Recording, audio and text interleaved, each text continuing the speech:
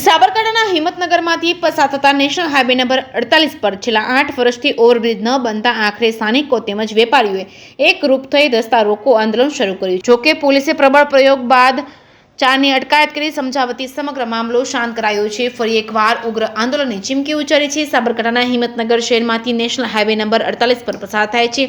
સાથોસાથ ગુજરાત સહિત રાજસ્થાન માટે આ રસ્તો સેતુ સ્વરૂપ છે, જેના પગલે દિલ્હીથી મુંબઈ જતા મોટા ભાગના વાહનો આ રસ્તા પરથી પસાર થતા હોય છે. સાથોસાથ રાજસ્થાનથી ગાંધીનગર આવવાના તમામ વાહનો માટે આ રસ્તો એકમાત્ર ઉકેલ છે. ત્યારે છેલ્લા 8 વર્ષથી ઓવરબ્રિજ માલેરામાં મુકાયેલું છે. હાઈવે ઓથોરિટી તંત્ર આજે પણ ઓઢવા છે.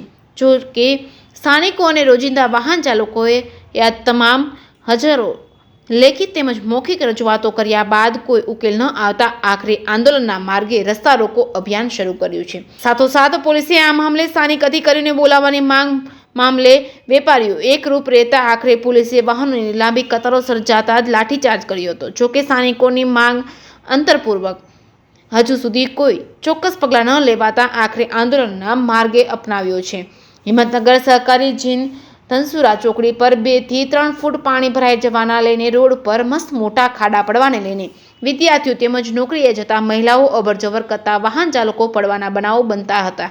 ત્યારે થોડા સમય અગાઉ નિવૃત્ત પોલીસ કર્મચારીનો અકસ્માત થયો હતો. છાસવરે અકસ્માત તેમજ પડવાના બનાવને લઈને સ્થાનિક લોકો તેમજ વેપારીઓ અને વાહન ચાલકોમાં ભારે વિરોધ જોવા મળ્યો છે અને બંને બાજુ ટ્રાફિક જામ સર્જાયો હતો. સ્થાનિક વિસ્તારના વિકાસ માટે નેશનલ હાઈવે ઓથોરિટી દ્વારા સુગર રોડ રસ્તા રેલવેની કનેક્ટિવિટી મળે તો કોઈ પણ વિસ્તારનો વિકાસ થઈ શકતો હોય. ત્યારે સાબરકાંઠાનું મુખ્ય મથક હિંમતનગર હોવા છતાં આ દિન સુધી અન્ય મુખ્ય મથકોની જેમ હિંમતનગરનો વિકાસ થઈ શક્યો નથી. ત્યારે હાઈવે ઓથોરિટી દ્વારા છેલ્લા 7 વર્ષથી ઓવરબ્રિજ મામલે હજુ પણ ઠોસ પગલાં લેવામાં વહીવટીતંત્ર પૂર્ણ તરફ ઉતર્યું છે. આ મામલે સાબરકાંઠા જિલ્લા પંચાયતને લઈ ગાંધીનગર સચિવાલય તેમજ સાંસદ સુધી રજૂઆત થઈ ચૂકી છે. જોકે હજી પરિસ્થિતિ તેમને તેમ જ છે, જેના પગલે આજે સ્થાનિકો દ્વારા સામાન્ય વરસાદમાં પણ પાણી ભરાય તે જગ્યા ઉપર પાણીમાં બેસી સૂઈને વિરોધ કરવાની ફરજ ઊભી થઈ છે. જે કેસની ગુજરાતી સાથે અશોક નાઈ, સાબરકાંઠા. જે સહકારી જીન નેશનલ હાઈવે 8 ઉપર જે ચક્કાજામ થયો તેમાં લોકોને અત્યારે હાલ ખૂબ જ હાલાકી થઈ રહી છે. થોડા સમય પહેલાં પોલીસ કોન્સ્ટેબલનું ત્યાં અકસ્માત પણ થયેલું અને મૃત્યુ પણ પામેલા. અત્યારે હાલની પરિસ્થિતિમાં જોતાં થોડો વરસાદ પડે છે તો પણ પાણી પુષ્કળ પ્રમાણમાં ભરાઈ જાય છે. ખાડા બી બહુ મસમોટા પડેલા છે. કોઈ પણ મોપેડ અથવા તો ચાલીને જઈ શકાતું નથી અને હાલ એવી પરિસ્થિતિ છે કોઈ પણ વસ્તુ લઈ જાય છે તો પણ વ્યક્તિ ત્યાં પડી જાય છે. એના લીધે વસ્તુને પણ નુકસાન થઈ રહ્યું છે અને એ વ્યક્તિને પણ ઈજાગ્રસ્ત થઈ રહ્યા છે. બીજું, આ વસ્તુ આજની નથી પણ ઘણા સમયથી આ તકલીફ ચાલી રહી છે અને દર ચોમાસું આવે છે ત્યારે આ તકલીફો આપણે આવીને ઊભી રહે છે. એના સિવાય આપણે જ્યારે પણ કોરું પડે છે, જ્યારે વરસાદ નથી હોતો ત્યારે પણ એમનો જે ડસ્ટ છે એ ડસ્ટ ખૂબ જ ઉડી રહ્યો છે. લોકોને નુકસાન થઈ રહ્યું છે. આરોગ્ય ક્ષેત્રમાં પણ આરોગ્યમાં પણ એમને નુકસાન થઈ રહ્યું છે. એટલે હવે આ જે છે સામાન્ય જનતા એનેથી સહન થઈ શકતું નથી અને ખૂબ સહન કર્યું છે અત્યાર સુધી. એટલે હવે આમનો ચોક્કસ પ્રકારમાં આમને નિર્ણય કરી અને આપણે આમનો હલ કરવો જ પડશે.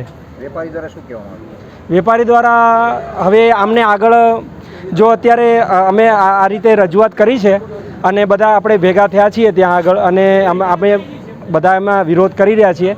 હવે આગળ જો એમનું કશું નહીં થાય તો અમે જે વેપારી મંડળ હવે જે નક્કી કરે એ પ્રમાણે અમે આગળ જવાની તૈયારી છે. ખડિયોલ રોડ રણાસણ સુધીના 30 થી 35 ગામનો જોડતો માર્ગ છે. એક બાજુ આખું સિટી છે, સિટી જોડેની કનેક્ટિવિટી છે. આ બાજુ રાજસ્થાન દિલ્હી સુધીનો આખો 3 થી 4 રાજ્યોને જોડતો માર્ગ છે. તેનું 8 વર્ષથી આની આ જ પરિસ્થિતિ છે. એક બાજુ સિવિલ છે, આ બાજુની બાજુ લગભગ 101 દવાખાના હોસ્પિટલો છે. દરેક મેડિકલને લગતો પણ આ રસ્તો છે અને આનું સત્વરે સોલ્યુશન આવે. આ કોઈ બીજા માણસો નથી, ભારતીય જનતા પાર્ટીને મત આલવાવાળા જ માણસો છે. જેથી કરીને સત્વરે એકદમ તાત્કાલિક આનું સોલ્યુશન આવે. પબ્લિક ખૂબ આક્રમક છે આ બાબતમાં. મોતીપુરાની બાબતમાં આનું વિધિન 10 દિવસની અંદર સોલ્યુશન આવે મહેરબાની કરીને 2 હાથ જોડીને. આજે કયા પ્રકારનો વિરોધ કરવામાં આવ્યો છે? કેટલા સ્થાનિકો અત્યારે હાલ આ વિરોધમાં જોડાયા?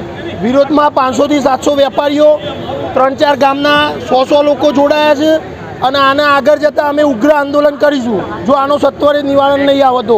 એક અમૂળ વાત એવી છે કે નીતિન